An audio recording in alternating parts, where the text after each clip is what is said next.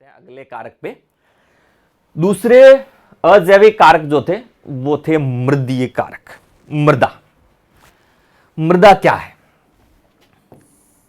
पृथ्वी का सबसे ऊपरी भाग, सबसे ऊपरी परत, सबसे ऊपर की परपट्टी, जो चट्टानों के अपक्षय होने से या चट्टानों के हवा के साथ कुछ रासायनिक कारकों से चट्टानों की ऊपर की परत जो है वो घिस गई और बहुत छोटे छोटे छोटे पार्टिकल्स टूट गए और वो दूसरे अजैविक पदार्थों के साथ मिक्स हो गए और एक मिश्रण जो पृथ्वी की सबसे ऊपरी परत के रूप में पाया जाता है, उस मिश्रण को हम कहते हैं मृदा। उस मिश्रण को क्या कहा जाता है? मृदा कहा जाता है। इसमें मैक्सिमम पार्ट जो होता है वो होता है खनिज लवण का 45%, जल की मात्रा कम ज्यादा हो सकती है, अप्रोक्सीमेट जो हम मानते हैं 25% एयर होती है और बाकी जो बचा हुआ 5% भाग जो है वो इसके अंदर कार्बनिक पदार्थ होते हैं, है ना। तो ये एक स्टैंडर्ड कंपोजिशन होता है मृदा का। हालांकि अलग अलग स्थान की मृदा का संगठन अलग होता है, हम मृदा के संगठन में आगे बात करेंगे। तो एक स्टैंडर्ड की हम बात करते हैं, लमसम जो होता है वो ये संगठन मृदा का पाया जाता है। तो सवाल जो यहां आएगा, पूछा जाता है, पहली चीज तो ये होती है कि मृदा है क्या? मृदा पृथ्वी की सबसे ऊपरी परत है जो चट्टानों के अपक्षय से बनती है और इसमें जीवित और अजीवित पदार्थों का मिश्रण होता है ना। जिसमें जीवित भी है, जो सूक्ष्म जीव जो होते हैं वो भी उसके अंदर पाए जाते हैं, माइक्रोब्स भी हैं, कुछ दूसरे जीव भी होते हैं और कुछ अजीवित पदार्थ भी पाए जाते हैं। तो अजीवित पदार्थों का अगर हम संगठन की बात करें तो खनिज लवण का प्रतिशत लगभग 45%, वाटर 25%, वायु 25% और जो ऑर्गेनिक मैटर होता है वो 5%। मृदा की जो निर्माण की प्रक्रिया है, चट्टानों का अपक्षय होकर के मृदा के निर्मित होने तक की जो प्रक्रिया है, इस प्रक्रिया को पीडोजेनेसिस कहा जाता है। मृदा निर्माण की प्रक्रिया जो है इसको क्या कहते हैं हम? पीडोजेनेसिस कहा जाता है। और विज्ञान की वो शाखा जिसमें हम मृदा का अध्ययन करते हैं उसे पीडोलॉजी कहा जाता है। याद रखिएगा, ये दोनों टर्म अक्सर पूछे जाते हैं कि पीडोजेनेसिस क्या है और पीडोलॉजी क्या है। मृदा निर्माण की जो प्रक्रिया है उसको हम क्या कहेंगे? पीडोजेनेसिस। और जिस ब्रांच के अंदर हम, जिस शाखा में हम मृदा का अध्ययन करते हैं विज्ञान की, उस शाखा को पीडोलॉजी कहा जाता है। अब बात करते हैं कि इस मृदा का संगठन क्या होता है। मृदा का संगठन क्या होगा? मृदा की स्थिति के आधार पर पादपों को हमने कुछ भागों में विभक्त किया है। मृदा जो है उसके आधार पर किस प्रकार से वनस्पति जो है वो निर्धारित होती है। अगर किसी मृदा के अंदर लवण की मात्रा अधिक है, ऐसी मृदा है जिसमें लवण की मात्रा अधिक है, तो वहां पर जो प्लांट्स या वनस्पति होगी वो हेलोफाइट्स कहलाते हैं, या इनको हम लवणोद्भिद कहते हैं। अगर बालू की मात्रा अगर अधिक है, उसके अंदर जो मृदा है उस मृदा में बालू या सैंड जो है वो अधिक है, तो यहां पर सेमोफाइट्स पाए जाएंगे, मतलब बालूकोद्भिद प्लांट। यहां ध्यान देना आप लोग कि मैंने कहा कि यहां लवण अधिक है, लवणोद्भिद, बालू की मात्रा अधिक है, बालूकोद्भिद। परंतु जब सवाल पूछा जाता है तो उसमें आपको अक्सर ये टर्म देखने को नहीं मिलते हैं। आपको इंग्लिश में लिख दिया हेलोफाइट्स, हिंदी में इसी को ही कन्वर्ट करके लिखा जाएगा हेलोफाइट्स। तो यहां पर जो टर्मिनोलॉजी है, ये इंग्लिश में जो टर्म्स मैंने लिखे हैं, लिखे इसीलिए हैं कि आप इनको ध्यान में रखें। अक्सर ये पूछे जाते हैं क्योंकि लवणोद्भिद पूछ लिया तो आपको पता है जिस मृदा में लवण की मात्रा अधिक है वो लवणोद्भिद है। तो यहां पर नॉर्मली जो टर्म यूज किया जाता है वो हेलोफाइट्स या सेमोफाइट्स। जितने भी मेरे हिंदी मीडियम के विद्यार्थी हैं वो विशेष रूप से ध्यान दें, इंग्लिश वालों के लिए कोई प्रॉब्लम की बात नहीं क्योंकि उन्होंने पढ़े ही यही है। हिंदी मीडियम के जितने मेरे विद्यार्थी हैं वो ध्यान दें कि जहां कहीं भी टर्मिनोलॉजी की बात आती है, जहां टर्म्स हम बात यूज कर रहे हैं, तो जहां जहां भी मैंने इंग्लिश टर्मिनोलॉजी यूज की है उसको आप विशेष रूप से याद रखें, उसको फोकस करें। ऐसा नहीं है कि लवणीय मृदा में लवणोद्भिद सब हो गया, नहीं। यहां आपको ये तो पता है कि लवणीय मृदा में उगने वाले को लवणोद्भिद कहा, परंतु वहां पे आपके आ गया साहब हेलोफाइट्स कौन से होते हैं। अब ये तो अपन ने पढ़ा ही नहीं, पढ़ा तो था पर ध्यान दिया ही नहीं। अब वहां पे अब क्या करें, फिर करना क्या है, करना यही है कि टर्मिनोलॉजी जो है वो आप इंग्लिश के अंदर जरूर ध्यान दें। चलिए साहब नेक्स्ट की बात करते हैं। चट्टानों पर उगने वाले पौधे जो है जिनको हम लिथोफाइट्स कहते हैं या शैलोद्भिद कहा जाता है। शैल मतलब चट्टान, बर्फीली ठंडी मिट्टी या बर्फ या पोलर जहां बहुत कम टेम्परेचर है वहां पर जो प्लांट्स होते हैं उनको क्रायोफाइट्स कहा जाता है। मीन्स किस प्रकार की मृदा है उस मृदा के आधार पर वहां की वनस्पति निर्धारित होती है, और मृदा का जो संगठन है उस संगठन के आधार पर ही वहां की वनस्पति निर्धारित होगी। यदि लवण की मात्रा अधिक है तो हमने कहा वहां हेलोफाइट्स हो गए, बालू अधिक है तो वहां पर सेमोफाइट्स हुए, चट्टानों की मात्रा चट्टाने हैं केवल पत्थर ही पत्थर है, पथरीली जमीन है तो वहां पर लिथोफाइट्स होंगे, बहुत कम टेम्परेचर रहता है वहां क्रायोफाइट्स होंगे। चलिए साहब अब ये जो मृदा का संगठन जो होता है, मृदा का मुख्य संगठन क्या है, किस प्रकार से हम निर्धारित करते हैं कि कौन सी मृदा किस प्रकार की है। चलिए साहब अब जो मृदा का संगठन जो है ये निर्धारित होता है मृदा कणों के आकार के आधार पर। मृदा कणों के आकार के आधार पर मृदा का जो प्रकार है वो निर्धारित होता है। साइज जो होती है, अगर मृदा है उस मृदा के कण जो है उन पार्टिकल्स का आकार यदि 0.022 मिलीमीटर या उससे कम है तो हम उसको कहते हैं क्ले। अगर 0.022 से 0.02 मिलीमीटर है तो उसको हम कहेंगे सिल्ट। 0.02 से 0.2 मिलीमीटर अगर पार्टिकल्स का साइज है, मृदा कणों का यदि आकार है तो उसको हम कहते हैं फाइन सैंड। अगर 0.2 से 2 mm तक है तो उसको कोरस सैंड कहा जाता है, मतलब बड़ी बालू उसको हम कहते हैं। फिर अगर 2 से 5 mm साइज के अगर पार्टिकल्स हैं उसके तो उसको हम ग्रेवल कहते हैं, कंकर कहते हैं। और यदि 5 मिलीमीटर से ऊपर है तो उसको हम बड़े कंकर कहते हैं, मतलब बाटा बोलते हैं ना, पत्थर, बड़े बड़े जो पत्थर होते हैं जिनका साइज जो है वो 5 mm से ऊपर होता है तो उसको हम कोरस ग्रेवल कहते हैं। अब ऐसा तो होता नहीं है कि जो मृदा है उसके अंदर सारे के सारे पार्टिकल्स क्ले के ही हो, या सारे सिल्ट के हो, या सारे सैंडी हो, बालू के हो, या सारे ही ग्रेवल हो। ऐसी पॉसिबिलिटी तो बहुत कम होती है, तो इनका एक मिक्सचर हमें मिलता है। अब उसमें क्ले कितनी है, सिल्ट कितनी है, सैंड कितनी है, ग्रेवल कितनी है, इनका जो परसेंटेज होता है उसके आधार पर हम मृदा का नामकरण करते हैं, मृदा का वर्गीकरण करते हैं। हम कई बार कहते हैं कि हमारी मृदा जो है वो बलुई मृदा है, मतलब सामान्य तौर पर जिसको आप बालू कहते हो, बलुई मृदा, मतलब इसमें किसका प्रतिशत ज्यादा है, बालू का, सैंड का।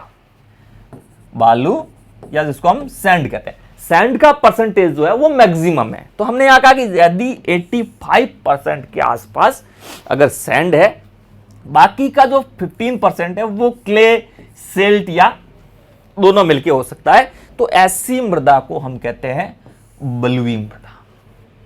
ठीक है, अगर सैंड का परसेंटेज 70 तक है और रेस्ट ऑफ जो 30% है वो क्ले और सिल्ट है, तो ऐसी मृदा जो होती है इसको हम दोमट मृदा कहते हैं। सुना होगा, सबसे उपजाऊ जो मृदा होती है वो हम दोमट को सबसे अच्छी मानते हैं। अच्छी क्यों मानते हैं तो हम आगे बात करेंगे, जब हम सॉइल वाटर की बात करेंगे तब हम इसके बारे में बात करेंगे कि दोमट मृदा जो होती है वो अच्छी क्यों मानी जाती है। उसके बाद में आती है चिकनी। चिकनी मृदा जो होती है इसके अंदर मैक्सिमम पार्ट जो होता है वो सिल्ट या क्ले का होता है, और लगभग 10% इसके अंदर सैंड होती है, मतलब बालू का परसेंटेज बहुत कम है तो मृदा जो है चिकनी मृदा कहलाती है। बालू का परसेंटेज यदि बहुत ज्यादा है तो उसको हम बलुई मृदा कहते हैं। और बीच का जो भाग बच गया इसको हमने कहा दोमट मृदा, मतलब 70%, 65-70% के आसपास तो इसमें सैंड है और 30% के आसपास इसमें क्ले या सिल्ट है, तो उसको हम कहते हैं दोमट मृदा। तो जो मृदा कण होते हैं उस मृदा कणों के आधार पर मृदा का संगठन निर्धारित होता है, और जिस प्रकार की मृदा होगी उसी प्रकार वहां पर वनस्पति पाई जाएगी। बलुई मृदा की बात करते हैं तो मोस्टली रेगिस्तानी जो इलाके होते हैं उनके अंदर मृदा जो होती है वो बालू मिलती है, तो वहाँ वनस्पति अलग होती है। जहाँ दोमट है वहाँ की वेजिटेशन अलग है, वहाँ का इकोसिस्टम अलग होगा। जहाँ चिकनी मृदा है वहाँ का वेजिटेशन जो है वो और अलग होता है। तो ये जो वर्गीकरण हमने किया मृदा का, इस मृदा के आधार पर वहाँ का इकोसिस्टम जो है वो डिफाइन होता है। चलिए साहब, अब बात करते हैं मृदा जल की। मृदा जल मतलब मृदा के अंदर उपस्थित, मिट्टी में उपस्थित जल। मिट्टी के अंदर या मृदा में 4 प्रकार के जल पाए जाते हैं। कितने प्रकार के? 4 प्रकार के जल। सबसे पहले हमने कहा गुरुत्वीय जल, दूसरा आया आर्द्रता जल, रासायनिक बंधित जल और केशिका जल। ग्रेविटेशनल वाटर, दूसरा हाइग्रोस्कोपिक वाटर, कंबाइंड वाटर और कैपिलरी वाटर। ये जल मृदा के अंदर होते हैं। टोटली कितने? 4। चलिए अब देखते हैं। सबसे पहले हमने बात की गुरुत्वीय जल। ये एक मृदा का भाग है, ये मृदा है। बारिश या वर्षा जो है ये मृदा के लिए एकमात्र जल का स्रोत है। बारिश हुई, जल आया। इस जल का अधिकांश भाग जो था वो मृदा कणों से होता हुआ इतना नीचे पहुंच गया कि पौधे की जड़ की पहुंच से बाहर हो गया। उस जल को हमने कहा गुरुत्वीय जल। गुरुत्वीय जल क्यों कहा? क्योंकि ये जल सतह से नीचे की तरफ जब जा रहा था तो इसको नीचे ले जाने का मुख्य कारण जो था वो था गुरुत्वीय बल। किसके कारण गया वो? गुरुत्वाकर्षण के कारण गया। गुरुत्वाकर्षण के कारण ये जो जल था ये पृथ्वी की आंतरिक सतहों, आंतरिक तहों के अंदर चला गया। इतना नीचे चला गया ये कि ये पौधे की पहुंच से बाहर हो गया। मतलब ये जो जल है जिसको हमने गुरुत्वीय जल कहा, गुरुत्वाकर्षण के कारण जमीन की आंतरिक परतों में चला गया या पौधे की जड़ की पहुंच से बाहर हो गया।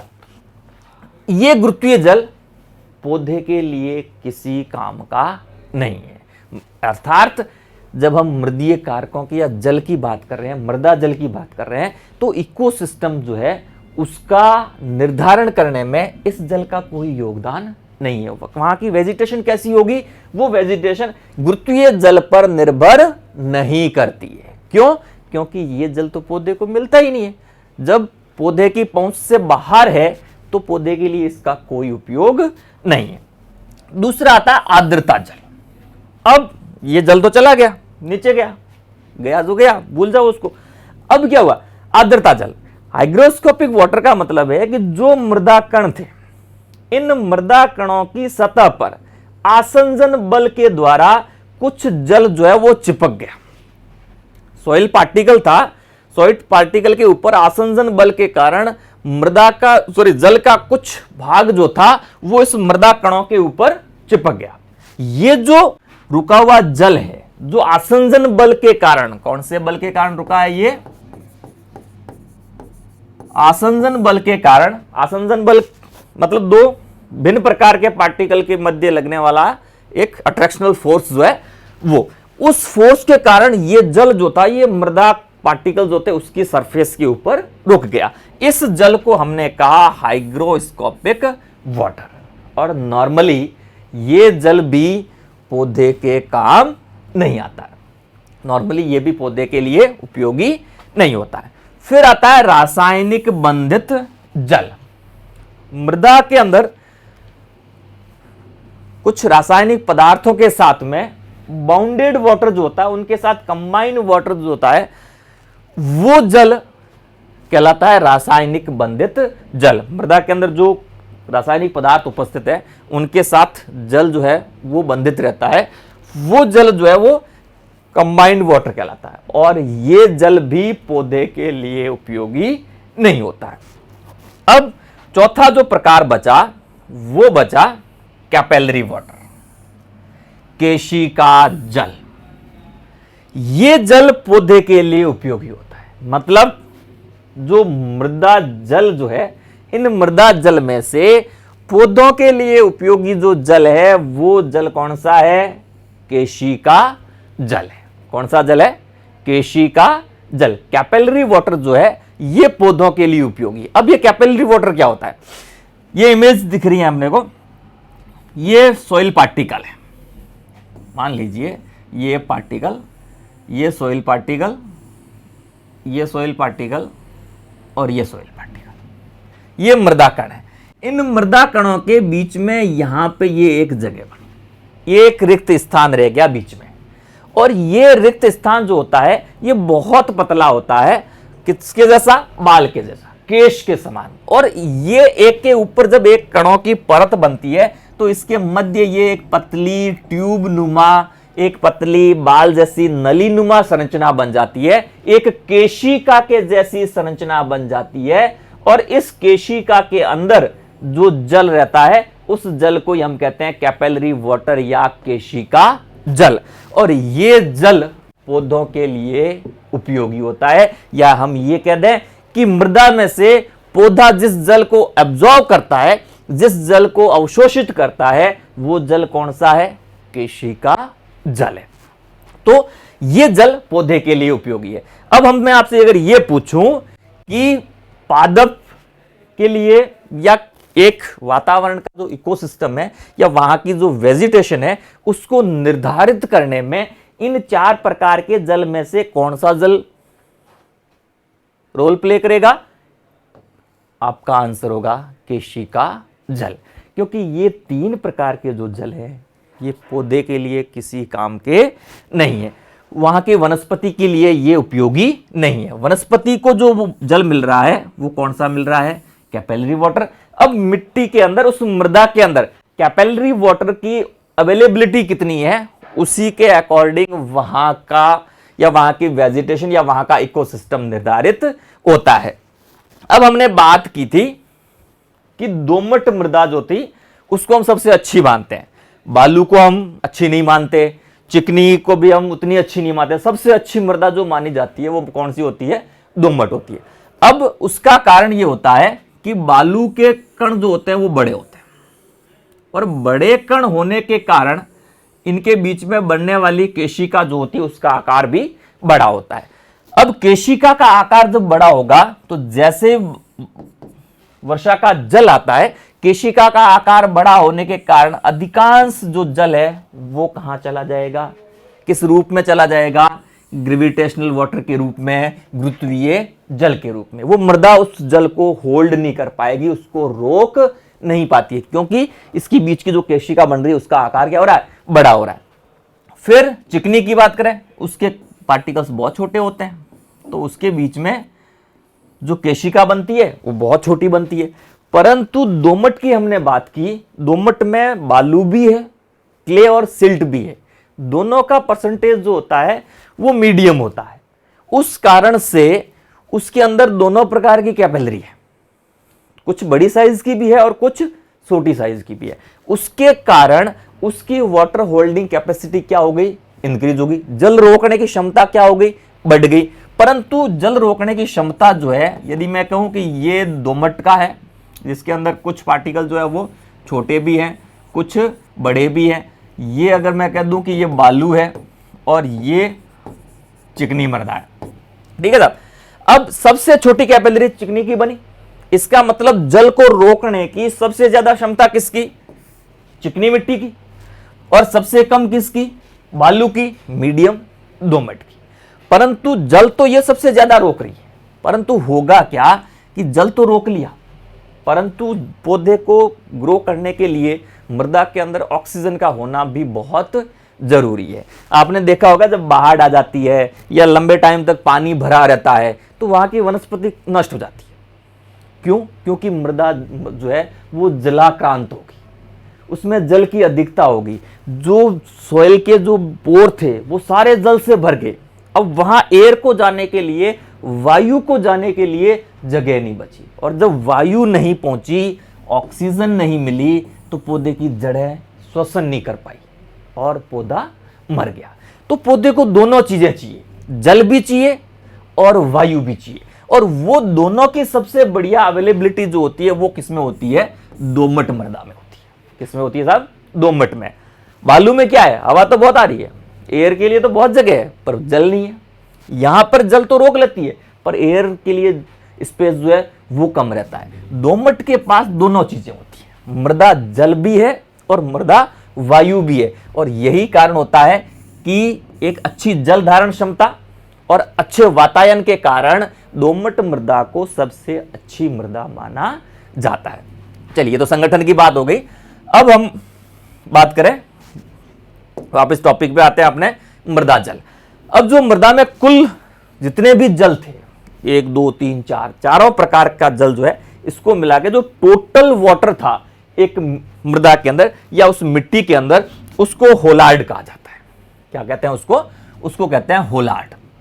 होलार्ड के दो पार्ट हो गए, एक हो गया क्रेसार्ड और दूसरा हो गया इकार्ड। क्रेसार्ड और इकार्ड। क्रेसार्ड वो पार्ट है जो पौधों के लिए अवेलेबल है, और इकार्ड वो पार्ट है जो पौधों के लिए अवेलेबल नहीं है। मतलब कुछ जल ऐसे भी मैंने बताए, ये वाले, ये पौधों के लिए अवेलेबल नहीं है, और ये जो जल है ये पौधों को अवेलेबल होता है। तो होलार्ड को हमने दो भागों में बांट दिया, क्रेसार्ड और इकार्ड। क्रेसार्ड और इकार्ड। क्रेसार्ड वो पार्ट है जो प्लांट के लिए अवेलेबल होता है। मतलब इसके अंदर कौन सा वाटर आएगा? Capillary water. कौन सा वाटर आएगा इसके अंदर? इसके अंदर एक आएगा कैपिलरी वाटर। और इकार्ड की बात करें तो ये तीनों उसी के अंदर आ जाएंगे। कौन कौन से? ग्रेविटेशनल वाटर, उसके बाद हमारा हाइग्रोस्कोपिक वाटर और कंबाइन वाटर। ये तीनों जो हैं ये तो पौधे को अवेलेबल नहीं होते हैं, जबकि ये वाटर जो है ये अवेलेबल होता है, और इन दोनों को मिला के हम क्या कहते हैं? होलार्ड कहते हैं। मीन्स सवाल यहां से आएगा, कई बार पूछा जाता है कि होलार्ड क्या है? ध्यान दीजिएगा, होलार्ड क्या है? मृदा में उपस्थित कुल जल की मात्रा जो होती है वो क्या कहलाएगी? होलार्ड कहलाएगी। वो क्या कहलाएगी? होलार्ड कहलाएगी। और कई बार इस फॉर्मूले को चेंज कर देते हैं, बोले साहब क्रेसार्ड क्या है? तो क्रेसार्ड बराबर होलार्ड माइनस इकार्ड, या पूछ लिया इकार्ड क्या है? इकार्ड बराबर होलार्ड माइनस क्रेसार्ड। तो उस आधार पर इसको आप चेंज भी कर सकते हैं, इसको आप निकाल सकते हैं। तो क्रेसार्ड समझने वाली बात है कि इसके अंदर सिर्फ आपको ये कि याद रखना है कौन सा वाटर? Capillary water. और रेस्ट ऑफ वाटर जो है वो सारे किसके अंदर? इकार्ड में। जो पौधे को मिला वो क्रेसार्ड, जो पौधे को नहीं मिला वो इकार्ड, दोनों को मिला दिया होलार्ड। जो टोटल मिल गया वो क्या हो गया? होलार्ड। तो ये मैकेनिज्म जो है ये आपकी इंपॉर्टेंट है। ये जो इक्वेशन है, इस इक्वेशन को आप याद रखिएगा कि होलार्ड क्या होता है, क्रेसार्ड क्या है और इकार्ड क्या है। और इन वाटर में से सबसे इंपॉर्टेंट कैपिलरी वाटर। प्लांट्स को मृदा से कौन सा जल उपलब्ध होता है? कैपिलरी वाटर या केशिका जल। चलिए साहब, अब बात करते हैं मृदा की जलधारिता और जल धारण क्षमता। दो टर्म है, ध्यान दीजिएगा दोनों के ऊपर, मृदा की जलधारिता और मृदा की जल धारण क्षमता। जलधारिता मतलब हम इसको कहते हैं फील्ड कैपेसिटी। क्या कहा जाता है इसको? Field capacity.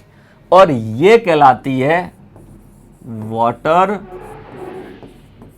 Holding capacity. दो टर्म है, फील्ड कैपेसिटी और वाटर होल्डिंग कैपेसिटी। अब फील्ड कैपेसिटी क्या होती है?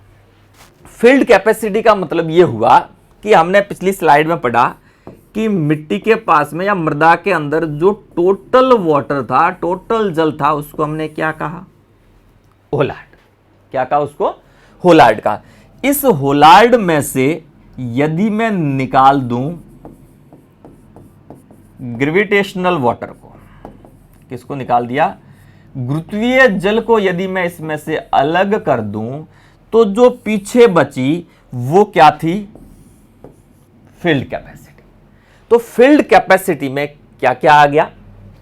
ग्रेविटेशनल वाटर को यदि होलार्ड में से निकाल दिया जाए तो होलार्ड में कितने जल थे? हमने 4 पढ़े। कौन कौन से? गुरुत्वीय जल, आर्द्रता जल, रासायनिक बंधित जल और केशिका जल। अब इनमें से अगर गुरुत्वीय जल को अलग कर दिया जाए तो पीछे जो 3 प्रकार के जल बचे, कौन कौन से? हाइग्रोस्कोपिक वाटर, आर्द्रता जल, कंबाइन वाटर या रासायनिक बंधित जल, और तीसरा कैपिलरी वाटर या केशिका जल। इन तीनों का जो योग होता है वो कहलाती है मृदा की फील्ड कैपेसिटी। किसी भी फील्ड द्वारा कितना जल उसके अंदर धारण है कुल रूपों में, वो उस मृदा की जल धारिता होती है। और दूसरी होती है जल धारण क्षमता। मैं फोकस इसलिए कर रहा हूं कि दोनों का नाम लगभग एक जैसा है, इसलिए कई बार हम कंफ्यूज हो जाते हैं। देख लेते हैं मृदा की जल धारिता, ठीक है साहब, जल धारण क्षमता से उसका अभिप्राय ले लिया जाता है, क्योंकि ये बहुत कम काम में आता है। इसको हम जनरली यूज करते हैं इस टर्म को। जल धारण क्षमता जो होती है उसका मतलब है कि जो वाटर होल्डिंग जो टोटल वाटर है होलार्ड, इस होलार्ड में से यदि ग्रेविटेशनल वाटर, हाइग्रोस्कोपिक वाटर और कंबाइंड वाटर को हटा दिया जाए तो जो पीछे बचेगा वो उसकी होती है जल धारण क्षमता। मतलब वो जल जो प्लांट्स के लिए काम आ रहा है। मतलब किसी भी मृदा द्वारा कितना कैपिलरी वाटर रोका जा रहा है वो कहलाएगा मृदा की जल धारण क्षमता। मैं आपको एक इजी इक्वेशन से इसको डिस्क्राइब कर देता हूं कि ये क्या होता है। अगर हम वाटर होल्डिंग कैपेसिटी की बात करें तो यहां पर हमारे पास में कितनी चीजें आएगी? 3 चीजें। कौन कौन सी? यहां पर आपके पास होगा आर्द्रता जल, दूसरा आपका रासायनिक बंधित जल, और तीसरा इसके अंदर हमारा आ जाएगा केशिका जल। अगर जो कुल वाटर था जिसको हमने कहा होलार्ड, होलार्ड में से इन तीनों को आप निकाल दें, ग्रेविटेशनल वाटर को निकाल दें, तो ये पीछे बचे जो बचे 3, ये कहलाएंगे हमारी मृदा की जल धारिता। और जल धारण क्षमता जो होती है इसके अंदर होलार्ड में से आपको ग्रेविटेशनल वाटर, आर्द्रता जल और रासायनिक बंधित जल को निकाल दें तो यहां पर पीछे एक ही जल बचता है जिसको हम कहते हैं केशिका जल। तो यहां होलार्ड में से हमने 3 चीजें रिमूव कर दी, ग्रेविटेशनल वाटर, हाइग्रोस्कोपिक वाटर और कंबाइन वाटर। और यहां होलार्ड में से केवल एक चीज लेस होगी, कौन सी? Gravitational water. तो मृदा के अंदर जो कुल जल है यह तो कहलाती है उसकी जल धारिता। गुरुत्वीय जल जो था वो तो बिल्कुल नीचे चला गया, गुरुत्वीय जल के अलावा जो पीछे का जल बचा वो उसकी जल धारिता।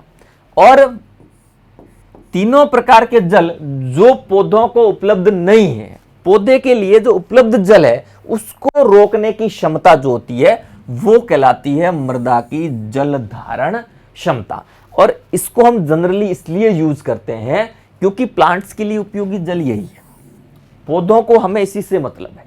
बाकी जो वाटर है उसका हमारा मेरे प्लांट्स के लिए वो उपयोगी नहीं है। तो जनरली हम स्टडी जो करते हैं वो करते हैं जल धारण क्षमता की, जल धारिता की रेयर रूप में हमें देखते हैं, परंतु ध्यान में रहना चाहिए। कई बार पूछ लिया था जल धारिता, तो जल धारिता क्या हो गया? होलार्ड माइनस ग्रेविटेशनल वाटर। और जल धारण क्षमता क्या हो गया, होलार्ड minus gravitational water minus hygroscopic water minus combined water. तो यहां पीछे जो बचा केवल केशिका जल। चलिए साहब नेक्स्ट, मृदीय कारकों में आ गया मृदा में उपस्थित कार्बनिक पदार्थ। जल के बाद में मृदा के कार्बनिक पदार्थ। वैसे तो खूब सारे कार्बनिक पदार्थ मृदा के अंदर पाए जाते हैं, ज्यादा लंबी चौड़ी बात हम इस पे नहीं करेंगे।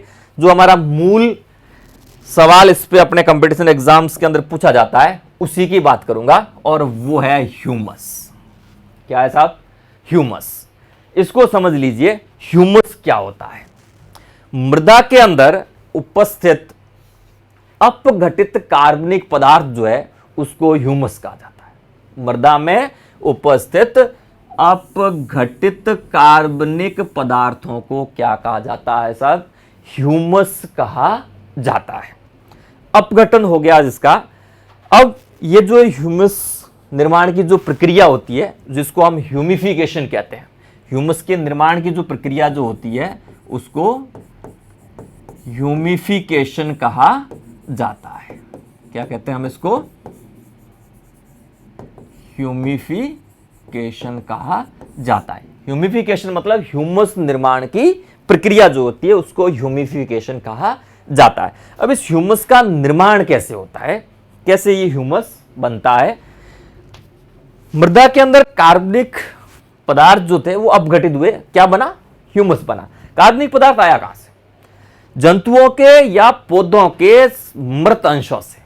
पौधे की पत्तियां गिर गई, जंतुओं के बाल गिर गए, नाखून गिर गए, कोई टूटा फूटा अंग गिर गया, छिपकली की पूंछ टूट गई गिर गई, किसी का सींग टूट के गिर गया, पौधे की टहनी टूट गई, या आपने मैंने तोड़ के फेंक दी, कुछ भी किसी भी तरीके से हवा से टूट गया, कैसे भी टूटा। जो जंतुओं और पौधों के टूटे फूटे अंग या मृत अंग जो है वो मृदा में आ गए। अब उनको हम कहते हैं लिटर। क्या कहा जाता है साहब, उसको कहा जाता है लिटर। कई बार पूछ लेते हैं लिटर क्या है। लिटर का मतलब है कि यहां अभी तक वे अंग या ये पौधों और जंतुओं के अंश इस अवस्था में है कि उनको पहचाना जा सकता है। आप उसको देख के ये कह सकते हो हाँ साहब ये पौधे की पत्ती है, ये बाल है, ये इसकी हड्डी है, ये इसका खुर है, ये इसका नाखून है, ये इसका सींग है, ये इसकी टहनी है। मतलब अभी तक उनको पहचाना जा सकता है। जब तक ये पदार्थ पहचानने लायक अवस्था में है उस अवस्था को हम कहते हैं क्या, लीटर कहा जाता है। अब इनका अपघटन होना शुरू होता है। डिकंपोजर या हमारे जो सूक्ष्म जीव है वो इनको अपघटित करना प्रारंभ करते हैं, और ये अपघटित होकर के आंशिक रूप से अपघटित हो गए। कहते हैं आंशिक, पूरे अपघटित नहीं हुए, परंतु इतने अपघटित हो गए कि अब इनको इंडिविजुअली इनको आइडेंटिफाई करना पॉसिबल नहीं है, अब इनको पहचानना संभव नहीं है। उस अवस्था में यह कहलाता है डफ। क्या कहलाएगा साहब, डफ। जब लीटर जो था ये लीटर इतना अपघटित हो गया कि अब इसको पहचानना तो संभव नहीं है, परंतु इसका पूर्ण रूपेण अपघटन भी नहीं हुआ है, उस अवस्था में इसको कहा जाता है डफ। ठीक है। अब ये जो डफ था ये अब पूर्ण रूपेण अपघटित हो गया। जब ये पूरा अपघटित हुआ तो एक गहरा भूरा कार्बनिक पदार्थ निर्मित हुआ, और उस पदार्थ को हमने क्या कहा साहब, ह्यूमस कहा। क्या कहा, ह्यूमस। और ह्यूमस की मात्रा मिट्टी में जितनी अधिक होती है उतनी ही उसकी उपजाऊपन है, उसकी जो उपजाऊ क्षमता जो होती है, उर्वरक क्षमता जो होती है वो उसकी उतनी ही अधिक होती है। तो ह्यूमस जो है जितना अधिक होगा मृदा के लिए उतनी ही वो अच्छा होता है। ये ह्यूमस भी दो प्रकार का होता है। कितना, दो प्रकार का। एक जो होता है जिसको हम कहते हैं मोर ह्यूमस, और दूसरा जो होता है वो होता है मल ह्यूमस। मोर ह्यूमस और मल ह्यूमस। मोर ह्यूमस जो है ये थोड़ा सा कम अपघटित होता है। क्या होता है साहब, थोड़ा सा कम अपघटित होता है। और मल ह्यूमस जो होता है ये पूर्ण अपघटित होता है। क्या होगा, पूर्ण अपघटित। ठीक है, ये कम था परंतु इस डफ से तो ज्यादा है ना, डफ से तो ज्यादा है। अब ये कम क्यों हुआ, ये अधिक क्यों हुआ, इसका कारण बताता हूं आपको। बेसिकली क्या है, ये दो प्रकार की अलग अलग मृदाओं में बनते हैं। जहां पर मृदा एसिडिक होती है, जितनी भी अम्लीय मृदाएं होती है, कौन सी मृदा, अम्लीय मृदा, जितनी भी अम्लीय मृदाएं हैं, उस अम्लीय मृदा के अंदर इस कार्बनिक पदार्थ के अपघटन की दर जो होती है वो स्लो होती है, वो कम होती है, इसलिए इसका अपघटन जो होता है वो धीरे धीरे होता है। अब ऐसा तो है नहीं कि जितना ह्यूमस आया सारा ही अपघटित हो गया, पीछे से आएगा ही नहीं, नए पेड़ पौधों की पत्तियां, नए अंश और भी आते रहेंगे, और आगे का जो अपघटन हो रहा है उसकी प्रोसेस क्या है, धीमी है। तो इसलिए इसमें पूर्ण अपघटित भाग जो होता है वो कम होता है, किसकी बजाय, मल ह्यूमस की। इसकी तुलना में इसमें पूर्ण अपघटित जो होता है वो थोड़ा सा कम होता है। तो ये अम्लीय मृदाओं में पाया जाता है और इनके अंदर अपघटन की दर, अपघटन की दर जो होती है वो धीमी होती है। अपघटन की दर क्या होती है साहब, धीमी होती है। तो अम्लीय मृदाएं जिनकी पीएच में ये कह दूं 3 से 4 के बीच में होती है, उनके अंदर जो ह्यूमस बनता है वो होता है मोर ह्यूमस। कौन सा बना, मोर ह्यूमस।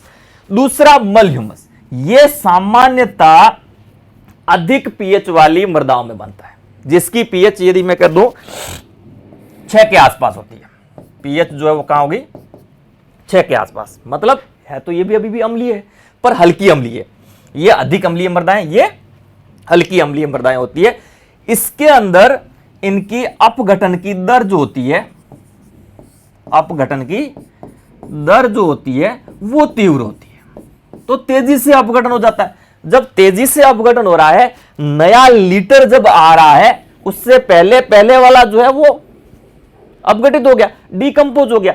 तो यहां पर अपघटित अंश जो होता है वो उस ह्यूमस में ज्यादा होता है। तो जिसमें अपघटित अंश जो है वो कम है, उसको हम कहते हैं मोर ह्यूमस। कौन सी मृदाओं में बनता है, अम्लीय मृदाओं में। ज्यादा अम्लीय मृदाएं जिनकी पीएच 3 से लेके 4 के बीच में होती है, और जिन मृदा की पीएच 6 के आसपास होती है उसमें अपघटन की दर तेज होती है, और उसमें कौन सा ह्यूमस बनेगा, मल ह्यूमस का निर्माण होता है। ठीक है ना। तो ये मृदा में उपस्थित कार्बनिक पदार्थ, पूर्ण अपघटित, जो अपघटित कार्बनिक पदार्थ था उसको हमने क्या कहा, ह्यूमस। ह्यूमस निर्माण की प्रक्रिया ह्यूमिफिकेशन। ह्यूमिफिकेशन की जब हम बात कर रहे हैं, ये इसका अपघटन की बात करते हैं, तो सबसे पहले जंतुओं या पादपों के मृत अंश जो हैं, जिनको आसानी से पहचाना जा सकता है, क्या कहलाएंगे, लीटर। फिर आंशिक रूप से अपघटित हो गए, डफ। पूरा अपघटन हो गया, हमने उसको कह दिया ह्यूमस। तो पूर्ण अपघटित गहरा भूरा कार्बनिक पदार्थ क्या कहलाया, ह्यूमस। ह्यूमस निर्माण की प्रक्रिया ह्यूमिफिकेशन। ह्यूमस कितने प्रकार का हुआ, 2। कौन कौन सा, मोर ह्यूमस और मल ह्यूमस। मोर ह्यूमस कौन सी मृदा में बनेगा, अम्लीय मृदा में, जिसकी पीएच 3 से 4 होती है, और इसमें अपघटन की दर धीमी होती है। और मल ह्यूमस किसमें बनेगा, जिसकी पीएच 5, 6 या 6 के आसपास होती है, जिसमें अपघटन की दर तेज होती है। अब आपको मैं ये भी बता दूं कि तेज, ये जो दर है ये कम या ज्यादा क्यों होती है, क्योंकि जहां ज्यादा एसिडिक माहौल होता है वहां सूक्ष्म जीवों की अवेलेबिलिटी कम होती है, डीकंपोजर कम होते हैं। जब अपघटक ही कम है तो अपघटन की दर कम हो जाएगी। जहां पीएच 6 के आसपास आ गई, मतलब 7 को हम न्यूट्रल मानते हैं, उदासीन के पास पहुंच गया, या अधिक पीएच वाली है, तो उसके अंदर डीकंपोजर अधिक मात्रा में होंगे, उनकी अधिकता होगी, तो अपघटन की दर तेज होगी, और कौन सा ह्यूमस बन जाएगा साहब, मल ह्यूमस निर्मित होगा। अब आते हैं अंतिम अजैविक कारक, स्थलाकृतिक कारक। कौन से कारक साहब, स्थलाकृतिक। ये सीधे सीधे किस पर, किससे संबंधित है, स्थलीय आकृति से। किससे, स्थलीय आकृति से संबंधित है। स्थलीय आकृति के आधार पर स्थानीय वेजिटेशन प्रभावित होती है, या जिस स्थल की हम बात कर रहे हैं, जिस इकोसिस्टम की बात कर रहे हैं, उसकी बनावट कैसी है, उसकी ऊंचाई क्या है, उसकी ढाल कैसी है, उसकी आकृति क्या है, उसके आधार पर वहां की वनस्पति निर्धारित होती है। तो ये स्थानीय आकृतियों के आधार पर है कि उस परिवेश की आकृति क्या है, उसकी ऊंचाई कितनी है, उसकी ढाल क्या है, ढाल की दिशा क्या है, इसके आधार पर वहां की वनस्पति या वहां का इकोसिस्टम निर्धारित होता है। जैसे मैं आपको एक एग्जांपल दूं कि हम एक पहाड़ की बात करें, ये पहाड़ मान लीजिए, ठीक है। अब सबसे पहली बात आई, इस पहाड़ की आकृति क्या है। अगर इसकी आकृति मैं कहूं कुछ इस प्रकार से होती, पहली स्थिति में हाइट भी कम है, ढाल भी कम है, और एक बिल्कुल यूं होती, हाइट भी ज्यादा हो गई, ढलान भी, ढाल भी इसकी जो है वो तीव्र है ना। तो आकार उसका क्या है, आकृति कैसी है, उसकी ऊंचाई कितनी है, उसकी ढाल कैसी है, उसकी दिशा किस तरफ है, इसके आधार पर इनकी वनस्पति जो है वो निर्धारित होती है। जैसे हम बात करें आकृति की, तो अगर आकृति इसकी जो है वो समतल है या ढलान कम वाली है तो वनस्पति अलग होगी। बिल्कुल तीव्र ढलान है, जैसे यहां देखा जाए तो ये बिल्कुल इस तरफ से तीव्र ढलान है, यहां पर वनस्पति होने की कोई संभावना ही नहीं है, क्योंकि वहां जल रुक ही नहीं रहा है, बिल्कुल एक सीधा खड़ी ढाल है, एक खड़ी आकृति बन गई है, तो वहां पर नहीं होगा। अब उसकी ऊंचाई क्या है, जैसे जैसे हम ऊंचाई पर जाते हैं तो तापमान और वायु दाब में कमी आती है। अब जैसे जैसे स्थल से ऊपर की ओर बढ़ेंगे हम, तो तापमान और वायु दाब दोनों में क्या होगी, कमी होगी, जबकि प्रकाश की तीव्रता, हवा का वेग, ये चीजें बढ़ेगी, ये इंक्रीज होगी। तो उसके आधार पर अगर हम एक पहाड़ी क्षेत्र की बात करें तो इस पहाड़ की तलहटी में यहां पर वेजिटेशन अलग होगी, मध्य भाग में वेजिटेशन अलग होगी, और इसके टॉप भाग के अंदर वेजिटेशन अलग होगी। मतलब यहां का इकोसिस्टम अलग है, यहां का इकोसिस्टम अलग है, और इस जगह का इकोसिस्टम अलग है। तो ये जो भिन्नताएं पाई जाती है, ये किसके कारण है, इस पहाड़ की ऊंचाई के कारण है, इसकी ढाल के कारण है, इसकी दिशा के कारण है। दिशा का मतलब ये होता है कि पहाड़ किस तरफ फेस है, उसका फेस किस तरफ है। अगर हम दिशाओं की बात करें, 4, उत्तर दक्षिण पूर्व पश्चिम, नॉर्थ साउथ ईस्ट वेस्ट, अगर हम इसकी बात करें तो हमारा जो सूर्य है, ईस्ट से जब वेस्ट की तरफ हम जाते हैं तो पृथ्वी का घूर्णन इस प्रकार से है कि सूर्य जो होता है वो इस गोलार्ध में ही रहता है, इसी में होता है। देख लीजिएगा आप, इससे इधर जो होता है वो नहीं आता है, इसका या तो ये इसके पास है गर्मियों के अंदर, सर्दियों में जाते हैं तो ये यूं इधर हो जाता है, दक्षिण गोलार्ध के अंदर इसका ये घूर्णन होता है। तो जितने भी पर्वत दक्षिणाभिमुखी है, पर्वत का जो भाग दक्षिण की ओर है उस पर तो वनस्पति अधिक होगी, क्योंकि उसको सूर्य का प्रकाश अधिक मिल रहा है। और जो पर्वत उत्तराभिमुख है, उत्तर की ओर जिनकी ढलान है, वहां पर वनस्पति जो है वो कम होगी। एक ही पहाड़ है, उस पहाड़ का जो उत्तर दक्षिण की तरफ का हिस्सा है उस पे तो वनस्पति अधिक है, और उसी की जो ढाल या उसका जो फेस नॉर्थ की ओर है उसके ऊपर वेजिटेशन कम है। क्यों? क्योंकि उसकी दिशा जो है वो उसको प्रभावित कर रही है, जैसी दिशा होगी उसी के अकॉर्डिंग उसको सूर्य का प्रकाश मिलेगा।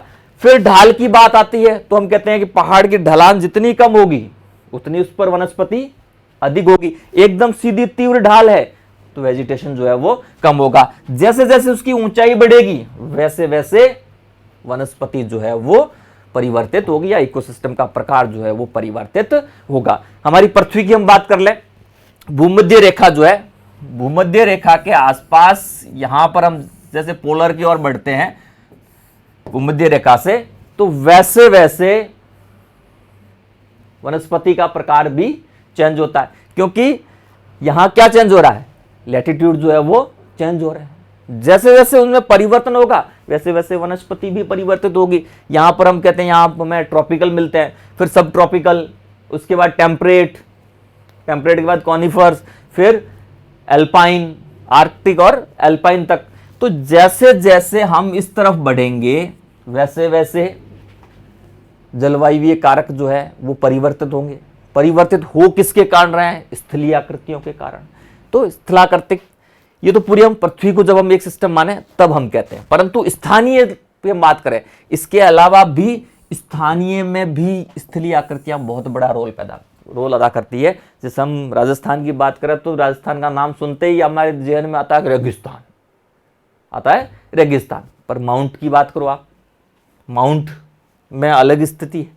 वहाँ एक तरफ आप देखोगे तो माउंट आबू जो है, माउंट पर्वत जो है, उससे दक्षिण की तरफ का जो हिस्सा है वो सघन वन वाला है, और उससे वापस उत्तर की तरफ आप देखिए, उत्तर की तरफ बिल्कुल कम वनस्पति आपको मिलती है। आप माउंट के ऊपर खड़े होकर देखिए, आपको दोनों अंतर एक साथ आपको दिखाई देंगे, किस तरफ वेजिटेशन ज्यादा है, किस तरफ कम है। और वहां आपको लगेगा कि जो ये स्थलीय आकृति है, इस स्थलीय आकृति ने स्थानीय वनस्पति को परिवर्तित कर दिया, स्थानीय इकोसिस्टम को इसने परिवर्तित कर दिया।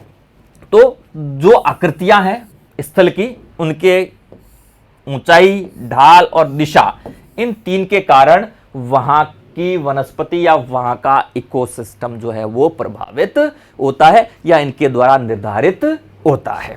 तो ये तो थे हमारे अजैविक कारक, पारिस्थितिक तंत्र के अजैविक घटक। इन घटकों के कारण किस प्रकार से इकोसिस्टम प्रभावित होता है, किस प्रकार से वहां की वनस्पति निर्धारित होती है, किस प्रकार ये घटक इकोसिस्टम को प्रभावित करते हैं, या उसकी संरचना में इनका क्या योगदान होता है।